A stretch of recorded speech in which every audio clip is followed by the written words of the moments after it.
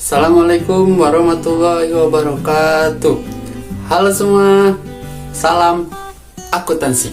Perkenalkan, nama saya Muhammad Rihan dengan NIM C2010439. Di sini saya perwakilan dari kelompok 2 akan mempresentasikan atau memaparkan salah satu pernyataan standar akuntansi keuangan atau lebih dikenal dengan PSAK. Sebelum itu, izinkan saya memperkenalkan anggota dari kelompok ini. Yang pertama, ada Aulia Sari Anur. Perkenalkan, nama saya Aulia Sari Anur dengan NIM C021047 dari Prodi Akuntansi Reguler. Yang kedua, ada Elsa Novia Ramdhani. Perkenalkan, nama saya Elsa Novia Ramdhani dengan NIM C2010108 dari Prodi Akuntansi Reguler. Yang ketiga, ada Nurul Solihah. Saya Nurul Solihah dengan NIM C2010-337 dari Prodi Akuntansi Reguler. Kami berempat akan memaparkan materi tentang PSAK 71. Oke, next. Kebetulan slide selanjutnya akan dibacakan oleh saya sendiri. PSAK 71 Instrumen Keuangan. Instrumen keuangan telah disahkan oleh Dewan Standar Akuntansi Keuangan pada tanggal 26 Agustus 2020. PSAK 71 merupakan adopsi dari Annual Improvement to IFRS 2018 sampai 2020 tentang amandemen terhadap IFRS 9 Finance Instrument yang berlaku efektif pada tanggal 1 Januari 2022. Dengan penerapan lebih dini diperkenankan. Instrumen keuangan juga bertujuan untuk meminta tanggapan atas seluruh pengaturan dan paragraf dalam PSAK 71 tersebut untuk memberikan panduan dalam memberikan sebuah tanggapan. Oke. Slide selanjutnya. PSAK 71 juga memperkenalkan tentang pengaturan klasifikasi dan pengukuran instrumen keuangan berdasarkan karakteristik kontraktual arus kas dan bisnis model entitas. Slide selanjutnya akan dibacakan oleh teman saya sendiri, yaitu Elsa Novia. Silakan Elsa. Selanjutnya, instrumen keuangan. Instrumen keuangan sendiri merupakan aset yang dapat diperdagangkan dalam bentuk apapun, baik kas, bukti kepemilikan suatu entitas, atau hak kontraktual untuk menerima atau memberikan uang tunai dan instrumen keuangan lainnya. Jika aset keuangan merupakan instrumen hutang sederhana dan tujuan model bisnis entitas adalah untuk mendapatkan arus kas kontraktual, maka aset keuangan tersebut diukur berdasarkan biaya perolehan diamortisasi.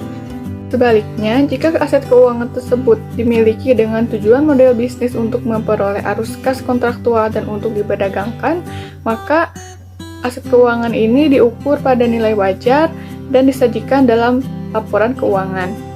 Dan untuk biaya perolehan diamortisasi disajikan dalam laporan laba rugi. Slide selanjutnya akan dibacakan oleh Nurul Solihah. Kepada Nurul, silakan. Ada juga pengakuan kerugian kredit ekspektansian. PSAK 71 memperkenalkan metode kredit ekspektansian dalam mengukur kerugian instrumen keuangan akibat penurunan nilai instrumen keuangan. Dan juga tanggal efektif dan ketentuan transisi. Poin pertama, tanggal efektif. PSAK 71 ini mensyaratkan entitas menerapkan pernyataan ini untuk metode tahun buku yang akan dimulai pada atau setelah tanggal 1 Januari 2019. Poin kedua, ketentuan transisi. Entitas menerapkan pernyataan ini secara retrospektif sesuai dengan PSAK 25, yaitu kebijakan akuntansi, perubahan estimasi akuntansi, dan kesalahan. Yang terakhir dilanjutkan oleh Aulia. Akuntansi lindung nilai. Hubungan lindung nilai dapat dianggap efektif jika memenuhi persyaratan efektivitas 80-125%. PSAK 71 menggunakan pertimbangan manajemen, yaitu yang pertama, terdapat hubungan ekonomik antara item lindung nilai dengan instrumen lindung nilai. Yang kedua, pengaruh risiko kredit tidak mendominasi perubahan nilai yang dihasilkan dari hubungan ekonomik tersebut. Yang ketiga, rasio lindung nilai, dan hubungan lindung nilai adalah rasio yang sama dari hasil kuantitas item lindung nilai yang secara aktual digunakan entitas untuk melindungi nilai sejumlah kuantitas item lindung nilai tersebut. Baik, saya ucapkan terima kasih pada para anggota yang telah memaparkan dan menjelaskan secara singkat apa itu PSAK 71. Kita bisa menyimpulkan bahwa PSAK 71 ialah sebagai wujud komitmen konvergensi International Financial Reporting Standard atau biasa disebut dengan IFRS. Dewan Standar Akuntansi Keuangan, Ikatan Akuntansi Indonesia, telah mengesahkan PSAK 71.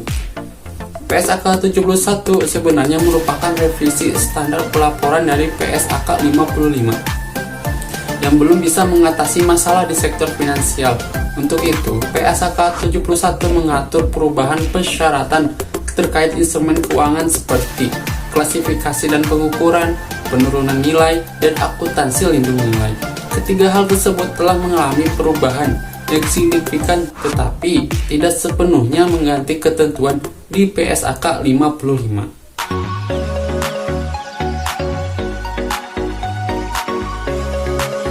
Sekian penjelasan dari kelompok kami. Semoga bermanfaat. Assalamualaikum warahmatullahi wabarakatuh.